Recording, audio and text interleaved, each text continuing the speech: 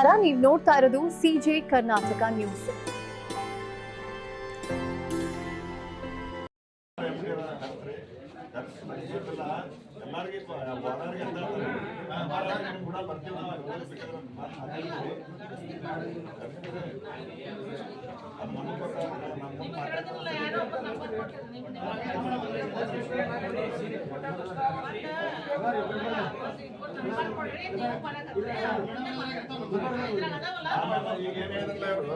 ಇಲ್ಲಿ ತಹಸೀಲ್ದಾರ್ ಆಫೀಸ್ ಭಾಳ ದೂರ ಐತಿ. ಇಲ್ಲಿ ಹೋಗೋರಿಗೆ ಬರೋರಿಗೆ ಭಾಳ ತೊಂದರೆ ಐತಿ. ನೀವು ಅದೇ ಕೇಳ್ರಿ, ನೀವೊಂದು ಕಾರ್ನಾಗ ಬಂದಿದ್ರೆ ಉಳ್ಕಾಲ ಅನುಕೂಲಸ್ಥರು ಕಾರ್ನಾಗ ಸಣ್ಣ ಮಟ್ಟ ಮೇಲೆ ಬರ್ತಾರೆ. ಇಲ್ಲಾಂದ್ರೆ ಹೆಂಗೆ ಬರಬೇಕು ಏನು ಪರ್ಯಾಯ ಯಾಕಂದ್ರೆ ನಾವು ಬಂದು ಹೋಗೋದು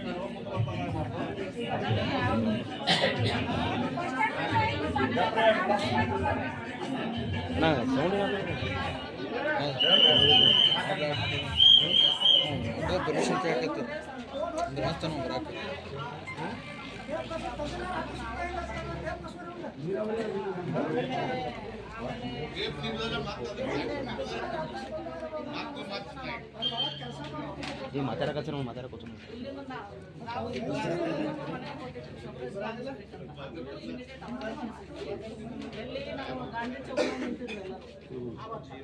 ಅವತ್ತಿನ ದಿವಸ ನಾವು ಹೊರ ಇದ್ರು ಸಹಿತ ನಾವು ತರಿಸ್ಕೊಂಡು ಆಗಿಂದಾಗೆ ನಾವು ಇದನ್ನ ಇವತ್ತಿನ ಡೇಟಿಗೆ ಕಳಿಸ್ತೀವಿ. ಎಲ್ಲಿಂದ ಬಸ್ ಒಂದು ಬೆಳಗ್ಗೆ ಒಂದು ರೌಂಡ್, ಸಾಯಂಕಾಲ ಒಂದು ರೌಂಡ್ ನಾನು KSRTC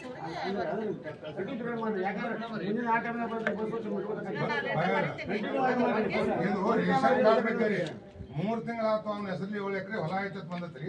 ಸುಮ್ಮನೆ ಅವ್ನ ಹೆಸರಲ್ಲಿ ಹೊಲ ಇಲ್ಲ. ನಾ 3 ತಿಂಗಳಾತು ಅರ್ಜಿ ಕೊಟ್ಟು ಇವತ್ತು ಕೊಡ್ತೀನಿ ಅಂದ್ರೆ ಇವತ್ತು ಯಾರು ಸತ್ತಾರ ಇವತ್ತು ಕೊಟ್ಟಿಲ್ಲ. 3 ತಿಂಗಳಾತು. ಅವನು 2 ಮಕ್ಕಳು 2 ಹೆಂಡ್ರು ಅರ್ಜಿ ಕೊಟ್ಟನ್ರಿ. ಈಗಾಗಲೇ 3 ತಿಂಗಳಾತು ನಾ ಕೊಟ್ಟ. ಅದನ್ನು ತಗೋರಿ, ಇಟ್ಕೋರಿ. ಇದನ್ನು ಕೊಡ್ರಿ ರಿಸೀಟ್. ಅದು ಅಲ್ಲೇ ನಿಮ್ಮ ಆಡಳಿತ ಆಫೀಸದೊಳಗ ನಾನು 4 ತಿಂಗಳ ಒಂದು ಅರ್ಜಿ ಕೊಟ್ಟ ಕೆಲಸ ಫೋನ್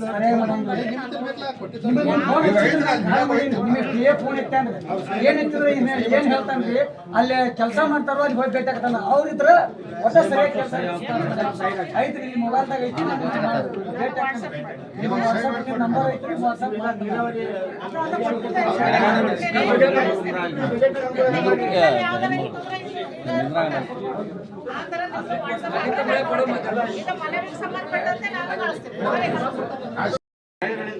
ಜಿಲ್ಲಾ ಕೇಂದ್ರಕ್ಕೆ ಬರೋದು 70 ಕಿಲೋಮೀಟರ್ ಹೋಗ್ತದೆ. ಆದ್ದರಿಂದ ರೈತರು, ದಲಿತರು, ಕಾರ್ಮಿಕರು, ಮಹಿಳೆಯರು, ವಿದ್ಯಾರ್ಥಿಗಳು ತಮ್ಮ ಕಾಗದ ಪತ್ರ ಹಾಗೂ ಇತರ ಕೆಲಸಕ್ಕಾಗಿ ಜಿಲ್ಲಾ ಕೇಂದ್ರಕ್ಕೆ ಬರುವುದರಿಂದ ತುಂಬಾ ಕಷ್ಟವಾಗಿದೆ. ಒಂದು ಸಣ್ಣ ಕೆಲಸಕ್ಕೆ ಒಂದು ದಿನಕ್ಕೆ 1000 ರೂಪಾಯಿ ಖರ್ಚಾಗುತ್ತದೆ ಹಾಗೂ ಅಧಿಕಾರಿಗಳು ಸುಧಾರಿಸುತ್ತಿದ್ದಾರೆ. ಕೆಲಸ ಮಾತ್ರ ವಂಚಿಕೆಯಾಗಿದೆ. ಈಗಾಗಲೇ ಬಡವರ ಪಾಡು ಚಿಂತಾಜನಕವಾಗಿದೆ. ಈ ಕುರಿತು ಸಾಕಷ್ಟು ಶಾಸಕ ಮತ್ತು ಸಚಿವರಾದ ಎಲ್ಲರಿಗೂ ಮನವಿ ಕೊಟ್ಟರು. ಮುಖ್ಯಮಂತ್ರಿ ಮನುಷ್ಯರು ಇನ್ನೂವರೆಗೆ ಯಾವುದೇ ಪರಿಣಾಮವಿಲ್ಲ. ಅದರಲ್ಲಿ ಬಬ್ಲೇಶ್ ತಾಲೂಕಿನ 50 ಹಳ್ಳಿಗಳು ರಸ್ತೆಗಳು ಹಾಳಾಗುತ್ತವೆ. ವಿದ್ಯಾರ್ಥಿಗಳು, ರೈತರು, ಗರ್ಭಿಣಿಯರ ಓಡಾಟಕ್ಕೆ ತುಂಬಾ ತೊಂದರೆಯಾಗಿದೆ. ಬಬ್ಲೇಶ್ ನಗರದಲ್ಲಿ ಸರ್ಕಾರಿ ಪ್ರೌಢಶಾಲೆ, ಸರ್ಕಾರಿ ಪ್ರಥಮ ದರ್ಜೆ ಕಾಲೇಜು, ಸರ್ಕಾರಿ ಪದವಿ ಪೂರ್ವ ಕಾಲೇಜು, ಸರ್ಕಾರಿ ತಾಲೂಕಾ ಆಸ್ಪತ್ರೆ, ಅಗ್ನಿಶಾಮಕ ಠಾಣೆ, ಉಪನಿರ್ಣಾಧಿಕಾರಿ ಕಚೇರಿ, ಹೀಗೆ 27 ಕಚೇರಿಗಳು ಸರ್ಕಾರಿ ಇನ್ನೂವರೆಗೆ ತಾಲೂಕಿಗೆ ಬರೆದಿರುವುದರಿಂದ ಬಂದಿಲ್ಲ. ರೈತರ ಕಬ್ಬಿನ ಬಿಲ್ಲ ನಿಗದಿತ ಸಮಯದಲ್ಲಿ ಕೊಡಾಗ್ತಿಲ್ಲ. KB ಹಳೆ ವಿದ್ಯುತ್ ಕಂಬ ಯಾವ್ಯಾವ ಅವೆಲ್ಲ ಹಳೆಯಾವ, ಅದು ಹೊಸ ಬಳಸ್ಬೇಕಂತೇಳಿ ಕಬ್ಬು ಸುಟ್ಟು ಹೋಗ್ಯಾವ. ಹೊಸ ತಂತಿ ಕಂಬಗಳು ಅಳವಡಿಸಲಾಗಿದೆ. ನೀರಾವರಿ ಕಾಲುಗಳು ಹೂಳು ತೆಗೆದಿರಲ್ಲ. ಕಾಲುಗಳ ಪಕ್ಕದಲ್ಲಿ ರಸ್ತೆಗಳು ಸಂಪೂರ್ಣ ಹಾಳಾಗಿವೆ. ಉಪ ಕಾಲುವೆಗಳು ನಿರ್ಮಾಣವಾಗಿಲ್ಲ. ನೀರಾವರಿ ಕಾಲುವೆ ನಿರ್ಮಾಣ ಮಾಡಲು ಭೂಮಿ ಸ್ವಾಧೀನಪಡಿಸಿಕೊಂಡು ರೈತರಿಗೆ ಪರಿಹಾರ ಮೊತ್ತ ನೀಡಿಲ್ಲ. ಸ್ವಾತಂತ್ರ್ಯ ಬಂದು 70 ವರ್ಷ ಗತಿಸಿದ್ರು ನಮ್ಮ ನಾಡುವ ಜನಪ್ರತಿನಿಧಿಗಳು ಕಿಚ್ಚುತ್ತ ಗಮನ ಹರಿಸಿಲ್ಲ. ಅಭಿವೃದ್ಧಿ ಮರೀಚಿಕೆಯಾಗಿದೆ. ಇವರಿಂದ ತಾಲೂಕಿನ ರೈತರು, ಮಹಿಳೆಯರು, ವಿದ್ಯಾರ್ಥಿಗಳು, ಕಾರ್ಮಿಕರು ರೋಷಿದ್ದಾರೆ. ಈ ಸಮಸ್ಯೆಯನ್ನು ಪರಿಹರಿಸಲು ಒತ್ತಾಯಿಸಿ ವಿಜಯಪುರ ಜಿಲ್ಲೆಯ ಬೌದ್ಧ ದಿನಾಂಕ 19, 21, 11 ಜಿಲ್ಲೆಯ ಬೌದ್ಧ ದಿನಾಂಕ 19, 1, 2019 ಬೆಳಗ್ಗೆ 11 ಗಂಟೆಗೆ ಶಾಂತಿ ಸದಂತ ತಹಸೀಲ್ದಾರ್ ಕಚೇರಿ ಪ್ರತಿಭಟನೆ ಮೂಲಕ ರಾಜ್ಯ ಸರ್ಕಾರಕ್ಕೆ ರೈತ ಸಂಘ ಹಾಗೂ ವಿವಿಧ ಪ್ರವೃತ್ತಿ ಸಂಘದಿಂದ ಮನವಿ ತಹಸೀಲ್ದಾರ್ ಮುಖಾಂತರ ಮುಖ್ಯಮಂತ್ರಿ ಸಲ್ಲಿಸಿದೆ.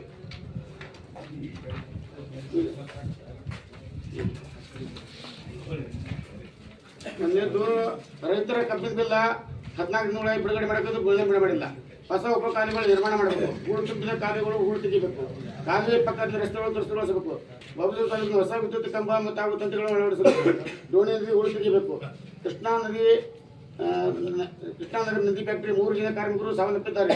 ಸುಮಾರು 300 ಕೋಟಿ ಅವ್ಯವಹಾರ ಮಾಡಿದ್ದಾರೆ ಎನ್ನುವ ಆರೋಪ ಇದೆ. ಸಂಪೂರ್ಣ ಪಾರದರ್ಶಕವಾಗಿ ತನಿಖೆ ಮಾಡಿ ತಪ್ಪಿತಸ್ಥರ ಮೇಲೆ ಕಾನೂನು ಕ್ರಮ ಕೈಗೊಂಡು ಜೀವ ಕಳೆದುಕೊಂಡ ಕಾರ್ಮಿಕರಿಗೆ ಪರಿಹಾರ ನೀಡಬೇಕು.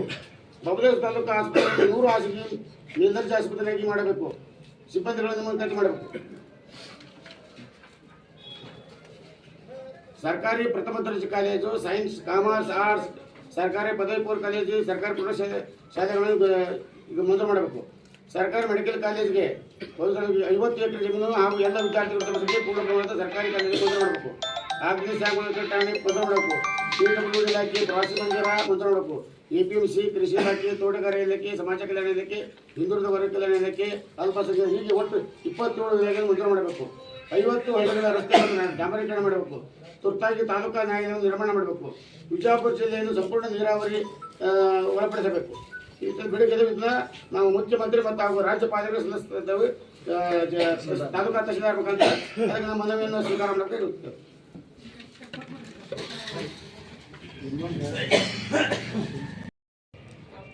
ಘೋಷಣೆ ಮಾಡ್ತು.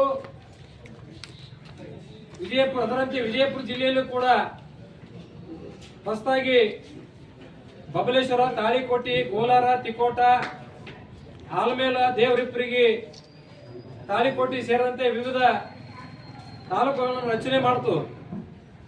ಆದರೆ ಇನ್ನೂ ಪೂರ್ಣ ಪ್ರಮಾಣದ ಸಿಬ್ಬಂದಿಯನ್ನ ರಾಜ್ಯ ಸರ್ಕಾರ ನೇಮಕಾತಿ ಮಾಡಿಲ್ಲ. ಏನು ಈ ಬಬಲೇಶ್ವರದಲ್ಲಿ ಮಿನಿ ವಿಧಾನಸೌಧ ಬಿಟ್ರೆ ಇನ್ನು ವಿವಿಧ ಇಲಾಖೆಗಳನ್ನ ಇಲ್ಲಿ ಪ್ರಾರಂಭ ಮಾಡಿಲ್ಲ ಅಂತಕ್ಕಂಥದ್ದು ಈ ಭಾಗದ ರೈತರು ಹಾಗೂ ಜನಸಾಮಾನ್ಯರು ಅಳಲಾಗ್ಯಾರ. ಮುಖ್ಯವಾಗಿ ಇಲ್ಲಿ ಬೇಕಾಗಿರ್ತಕ್ಕಂಥದ್ದು ಉಪನೋಂದಣಾಧಿಕಾರಿಗಳ ಕಚೇರಿ, ಅದನ್ನು ಕೂಡ ಇಲ್ಲಿ ಪ್ರಾರಂಭ ಮಾಡಿಲ್ಲ ಅಂತಕ್ಕಂಥದ್ದು ಕೂಡ ಮಾತು ಕೇಳಿ ಬರ್ತಾ ಇದೆ. ಕೋರ್ಟ್ ಇಲ್ಲ, ನ್ಯಾಯಾಲಯ ಇಲ್ಲ, ಅಂದ್ರೆ JMFC ನ್ಯಾಯಾಲಯ ಇಲ್ಲ. ಅದರಂತೆ ಶಾಲಾ ಕಾಲೇಜುಗಳು ಕೂಡ ಇಲ್ಲ, ಸರ್ಕಾರಿ ಜೂನಿಯರ್ ಕಾಲೇಜು ಇಲ್ಲ ಇಲ್ಲ ಅಂತಕ್ಕಂಥ ಮಾತು ಕೂಡ ಕೇಳಿ ಬರ್ತಾ ಇದೆ. ಮತ್ತೆ ಹಾಗಾದ್ರೆ ಇಲ್ಲಿ ತಾಲೂಕಾ ರಚನೆ ಮಾಡಿದ ಉದ್ದೇಶ ಏನು? ಸಮಗ್ರ ನೀರಾವರಿ ಈಗ ಹೇಳಿದ್ರು ಮಾನ್ಯ ಉಸ್ತುವಾರಿ ಸಚಿವರು, ತಾವು ಜಲಸಂಪನ್ಮೂಲ ಸಚಿವರಿದ್ದಾಗ ನೀರಾವರಿ ಮಾಡಿದ್ದಾರೆ, ನಾವು ಅದಕ್ಕೆ ಇಲ್ಲ ಅನ್ನಂಗಿಲ್ಲ. ಆದ್ರೆ ಇನ್ನೂ ಕೆಲವೊಂದು ಕೆಲಸ ಆಗ್ಬೇಕಾಗಿದೆ. ಆ ಕಾರಣಕ್ಕಾಗಿ ಬಾಕಿ ಉಳಿದಿರ್ತಕ್ಕಂಥ ಕೆಲಸವನ್ನ ಶೀಘ್ರದಲ್ಲೇ ಮಾಡುವಂತ ನಿಟ್ಟಿನಲ್ಲಿ ಮಾನ್ಯ ಉಸ್ತುವಾರಿ ಸಚಿವರು ತಾವಿದನ್ನ ದಿಟ್ಟ ಒಂದು ಕ್ರಮವನ್ನ ಕೈಗೊಳ್ಳುವಂತ ವ್ಯವಸ್ಥೆ ಆಗಬೇಕು. ಅದ್ರ ಜೊತೆಗೆ ಹೂಳು ತೆಗೆಯುವಂತ ಕೆಲಸ ಮಾಡಬೇಕು. ದೋಣಿ ನದಿಯಲ್ಲಿ ಈ ಭಾಗದ ರೈತರು ಬಹಳ ದಿನಗಳಿಂದ ಪ್ರತಿಭಟನೆ ಮಾಡಿ ಮನವಿಯನ್ನು ಕೊಟ್ಟಿದ್ದಾರೆ. ಇದರಂತೆ ಜಿಲ್ಲೆಯಲ್ಲಿರ್ತಕ್ಕಂಥ ಬಹುತೇಕ ಕೆರೆಗಳಲ್ಲಿ ಹೆಚ್ಚಿನ ಪ್ರಮಾಣ ಹೂಳು ತುಂಬಿದ್ರಿಂದ ನೀರು ನಿಲ್ತಾ ಇಲ್ಲ. ಹೀಗಾಗಿ ಅಂತರ್ಜಲ ಮಟ್ಟ ಕೂಡ ಕುಸಿತ, ಅದಕ್ಕೂ ಕಾರಣ ಅದ. ಆ ಕಾರಣಕ್ಕಾಗಿ ಹೂಳು ತೆಗೆಯುವಂತ ಕೆಲಸವನ್ನು ಕೂಡ ರಾಜ್ಯ ಸರ್ಕಾರ ಮಾಡಬೇಕು. ಅದ್ರ ಜೊತೆಗೆ ಕಬ್ಬಿನ ಬಾಕಿ ಇದು ಪ್ರತಿಯೊಂದು ಜಿಲ್ಲೆಯಲ್ಲಿರ್ತಕ್ಕಂಥದ್ದು ಅಷ್ಟೇ ಅಲ್ಲ, ರಾಜ್ಯದಲ್ಲಿನೇ ಸಕ್ಕರೆ ಕಾರ್ಖಾನೆಯವರು ನಿಯಮವನ್ನು ಉಲ್ಲಂಘನೆ ಮಾಡ್ತಾ ಇದ್ದಾರೆ. ಯಾವ ರೈತ ತನ್ನ ಕಬ್ಬನ್ನ ಯಾವುದೇ ಫ್ಯಾಕ್ಟರಿಗೆ ಸಾಗಣೆ ಮಾಡಿದಾಗ 15 ದಿನಗಳ ಒಳಗಾಗಿ ಬಿಲ್ಲನ್ನ ಪಾವತಿಸಬೇಕಂತ ಒಂದು ನಿಯಮ ಅದ. ಸಾಕಷ್ಟು ನಿಯಮ ಇದ್ರೂ ಕೂಡ ಯಾವ ನಿಯಮಗಳನ್ನು ಸಕ್ಕರೆ ಕಾರ್ಖಾನೆಯವರು ಪಾಲನೆ ಮಾಡ್ತಾ ಇಲ್ಲ. ಸರ್ಕಾರ ಕೂಡ ಇದಕ್ಕೆ ಕಣ್ಣು ಮುಚ್ಕೊಂಡು ಕೂತಾವ. ಇದಕ್ಕೆ ಕಾರಣ ಅಂತಂದ್ರೆ ರಾಜ್ಯದಲ್ಲಿ ಇರ್ತಕ್ಕಂಥ ಸಕ್ಕರೆ ಕಾರ್ಖಾನೆಗಳು ಬಹುತೇಕ ನಾವು ಆಯ್ಕೆ ಮಾಡಿ ಕಳಿಸಿರ್ತಕ್ಕಂಥ ಜನಪ್ರತಿನಿಧಿಗಳಾಗಿರೋದ್ರಿಂದ ಅವರು ರೈತರಿಗೆ ಶೋಷಣೆ ಮಾಡ್ಕೊತ ಹೊಂಟಿದ್ದಾರೆ. ಮಾತಿದ್ರಿಲ್ಲ ನಮ್ಮ ಸಕ್ಕರೆ ಕಾರ್ಖಾನೆಗಳು ಲಾಸ್ನಾಗ ಅದಾವು. ಲಾಸ್ನಾಗ ಇತ್ತಂದ್ರೆ ಯಾರು ಉದ್ಯೋಗ ಮಾಡಂಗಿಲ್ಲ, ಮುಚ್ಚಾಕ್ಬಿಡ್ತಾರ. ಹೆಂಗ್ ಲಾಸ್ನಾಗ ಬರ್ತದೆ ಹೇಳಿ, ಅದು ಸಾಬೀತುಪಡಿಸಲಿ. ನಾವು ರೈತರು ಒಂದು ಬಾರಿ ಕಬ್ಬು ಕೊಟ್ರೆ ಮುಗಿದೈತಿ. ನಮಗ ಒಂದು ಕಬ್ಬಿನಿಂದ ಸಾಕಷ್ಟು ಉಪ ಉತ್ಪನ್ನಗಳು ತಯಾರು ಮಾಡ್ತಾರೆ. ಸ್ಪಿರಿಟ್ ತಯಾರಾಗ್ತದೆ, ಮೊಲಾಸಸ್, ಎಥನಾಲ್ ತಯಾರು ಮಾಡ್ತಾರೆ. ಬೂದಿನೂ ಕೂಡ ಪ್ರತಿ ಟನ್ಗೆ 2,000 ರೂಪಾಯಿದಂಗೆ ಮಾರಾಟ ಆಗ್ತದೆ. ಇದು ಹಲವಾರು ಉಪ ಉತ್ಪನ್ನಗಳಿಂದ ಇವರು ಕೋಟ್ಯಾಂತರ ಲಾಭ ಮಾಡ್ಕೋತಾರ. ಆದ್ರೂ ಕೂಡ ನಮ್ಮ ಸಕ್ಕರೆ ಕಾರ್ಖಾನೆಗಳು ಇನ್ನು ನಮ್ಮ ಲಾಸ್ ನಲ್ಲಿ ಇದೆ ಅಂತಕ್ಕಂಥದ್ದನ್ನ ಇನ್ನು ಲಾಸ್ ನಾಗ ಅಂತ ಹೇಳ್ತಾರ. ಲಾಸ್ ಹೆಂಗಾಯ್ತು ಅನ್ನೋ ಬಗ್ಗೆ ಸಾಬೀತು ಮಾಡಿ ತೋರಿಸ್ರಿ ನೀವು.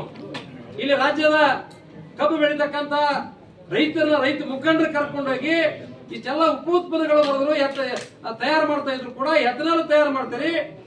ಎಷ್ಟೆಷ್ಟು ಲಾಭ ಇದೆ ಅಂತಕ್ಕಂಥದ್ದು ಇವತ್ತು ನಾವು ತಜ್ಞರನ್ನ ನೇಮಕ ಮಾಡ್ತೇವೆ. ಸರ್ಕಾರ ಮಾಡೋದು ಬೇಡ, ನಾವೇ ರೈತ ಪರವಾಗಿ ಮುಖಂಡರು ನಾವು ತಜ್ಞರ ಕರ್ಕೊಂಡು ಬಂದು ಅಲ್ಲಿ ಅದನ್ನ ಅಧ್ಯಯನ ಮಾಡಕ್ ನಾವು ಯಾಕೆ ಸುಳ್ಳು ಹೇಳ್ತೀವಿ ರೈತರಿಗೆ? ಯಾರೇ ಒಂದು ಉದ್ಯೋಗ ಮಾಡಿದ್ರೆ ಅದ್ರಲ್ಲಿ ಲಾಭ ಇದ್ದೇ ಉದ್ಯೋಗ ಮಾಡ್ತಾನೆ. ಉದ್ಯೋಗದಲ್ಲಿ ಲಾಸ್ ಆದ್ರೆ ತಕ್ಷಣವಾಗಿ ಉದ್ಯೋಗವನ್ನು ತರೋದು ಬೇರೆ ಉದ್ಯೋಗಕ್ಕವರು ಮುಂದಿಡ್ತಾರ. ಇದು ಬಿಟ್ಟು ಸುಮ್ಮನೆ ಕಬ್ಬು ಬೆಳೆದಂತ ರೈತರಿಗೂ ಕೂಡ ಇವತ್ತ ಸಕ್ಕರೆ ಕಾರ್ಖಾನೆಯವರು ಮೋಸ ಮಾಡ್ತಾ ಇದ್ದಾರೆ. ಇವತ್ತು ಸರ್ಕಾರ ತನ್ನ ಹಿಡಿತದಲ್ಲಿ ಇಟ್ಟುಕೊಂಡಿಲ್ಲ ಸಕ್ಕರೆ ಕಾರ್ಖಾನೆಗಳನ್ನ. ಆ ಕಾರಣಕ್ಕಾಗಿ ಕೂಡಲೇ ರೈತರು ಕಬ್ಬು ಪೂರೈಸಿದ 15 ದಿನಗಳ ಒಳಗಾಗಿ ಕಾನೂನುಬದ್ಧವಾಗಿ ಅವರಿಗೆ ಹಣವನ್ನ ಪಾವತಿಸುವಂತ ಕೆಲಸ ಮಾಡಬೇಕಂತ ತಿಳ್ಕೊಂಡು ಈ ಸಂದರ್ಭದಲ್ಲಿ ನಾವು ರಾಜ್ಯ ಸರ್ಕಾರಕ್ಕೆ ಒತ್ತಾಯಪಡ್ತಾ ಇದ್ದೇವೆ.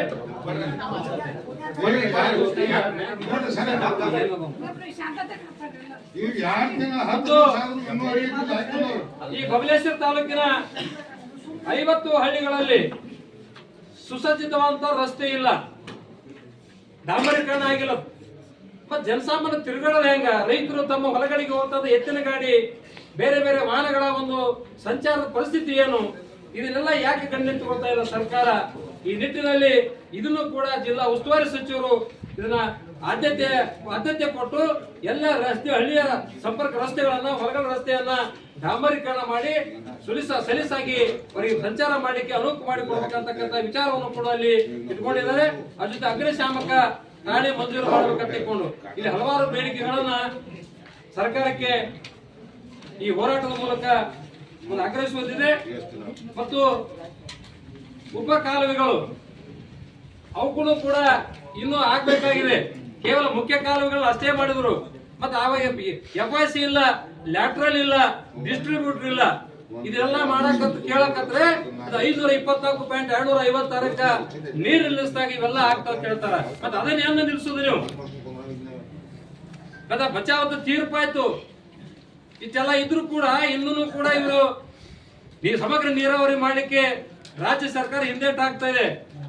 ನೀವು ಮಾಡಕ್ ಆಗದೆ ಇದ್ರೆ ಇಡೀ ರಾಜ್ಯ ಸರ್ಕಾರ, ಸಚಿವ ಸಂಪುಟ, ಮುಖ್ಯಮಂತ್ರಿ ಆದಿಯಾಗಿ ಎಲ್ಲರೂ ಕೂಡ ಪ್ರಧಾನಮಂತ್ರಿ ಹತ್ರ ಹೋಗಿ ಆಲಮಟ್ಟಿ ಲಾಲ್ ಬಹದ್ದೂರ್ ಶಾಸ್ತ್ರಿ ಅಣೆಕಟ್ಟನ್ನ ರಾಷ್ಟ್ರೀಯ ಯೋಜನೆ ಅಂತ ಘೋಷಣೆ ಮಾಡತಕೊಂಡು ಮಾನ್ಯ ಪ್ರಧಾನಮಂತ್ರಿ ಒಂದು ನಿಯೋಗ ತಗೊಂಡು ಹೋಗ್ರಿ ನೀವು.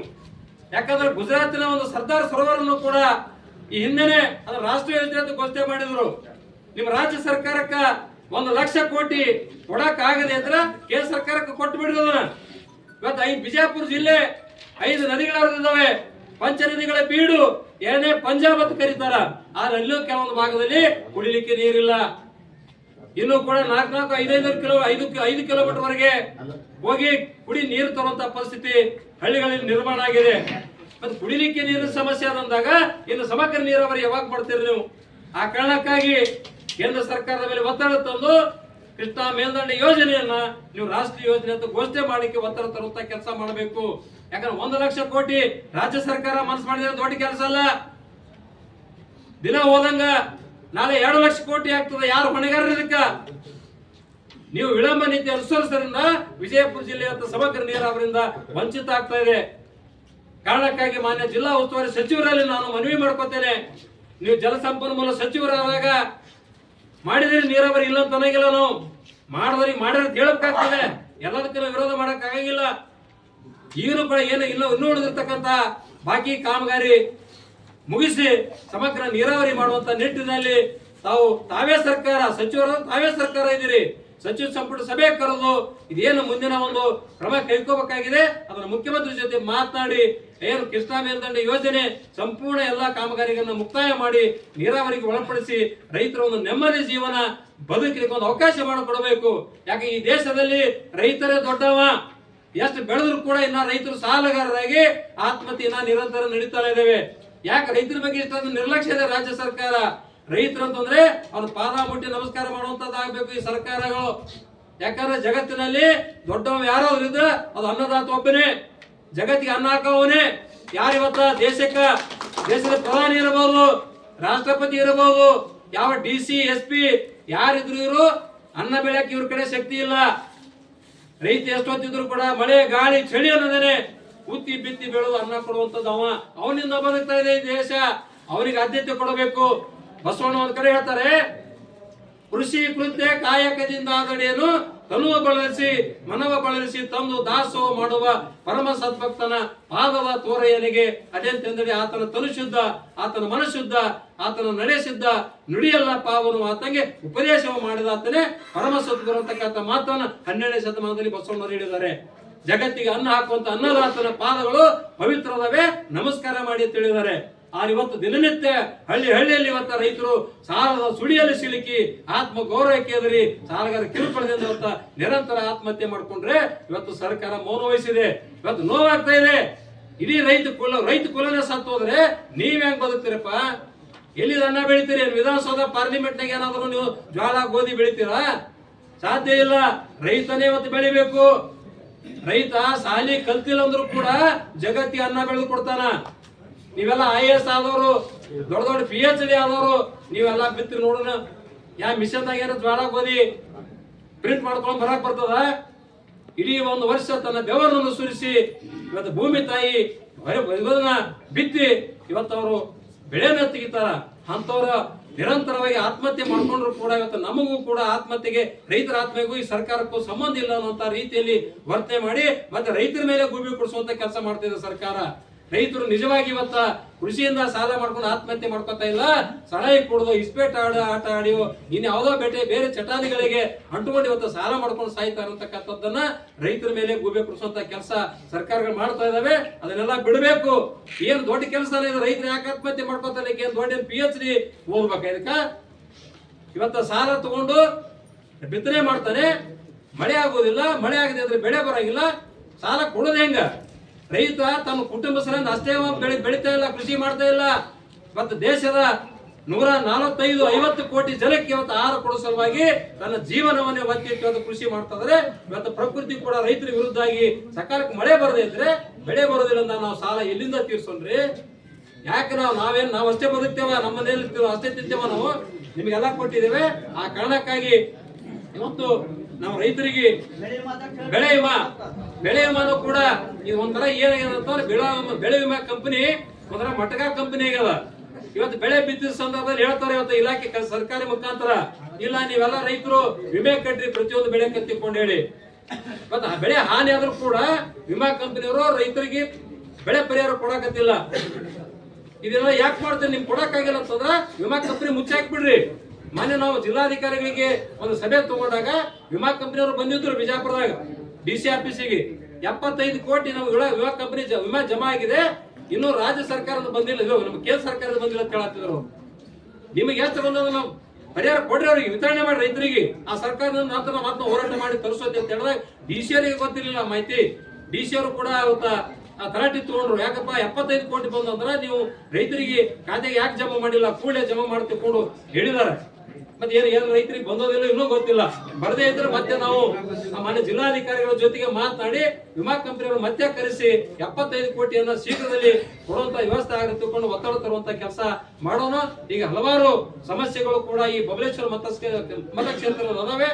ಅವುಗಳನ್ನ ಪರಿಗಣಿಸಿ ಈ ಮತಕ್ಷೇತ್ರದ ಸಚಿವರು, ಶಾಸಕರು ಅಂದ್ರೆ ಉಸ್ತುವಾರಿ ಸಚಿವರು ಇದನ್ನ ಒಂದು ವಿಶೇಷವಾಗಿ ಗಮನಿಸಿ ಎಲ್ಲಾ ಸಮಸ್ಯೆಗಳನ್ನ ಬಗೆಯುವಂತ ಕೆಲಸ ಮಾಡಬೇಕು.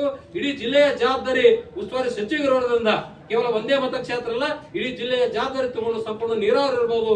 ಇವತ್ತು ತಾಲೂಕಾ ಕಚೇರಿಗಳ ಪೂರ್ಣ ಪ್ರಮಾಣದ ಸಿಬ್ಬಂದಿಯನ್ನು ನೇಮಕ ಮಾಡಿ ಒಂದು ಸುಸೂತ್ರವಾದಂತ ಆಡಳಿತವನ್ನ ಮಂಡಿಸಲಿಕ್ಕೆ ಅವಕಾಶ ಕೊಡಬೇಕು. ಯಾಕಂದ್ರೆ ಸರ್ಕಾರ ಮಾಡಿದ್ದು ಒಂದು ಒಳ್ಳೇದಾದ, ಆದ್ರೆ ಪೂರ್ಣ ಪ್ರಮಾಣದಲ್ಲಿ ಮಾಡಿಲ್ಲ.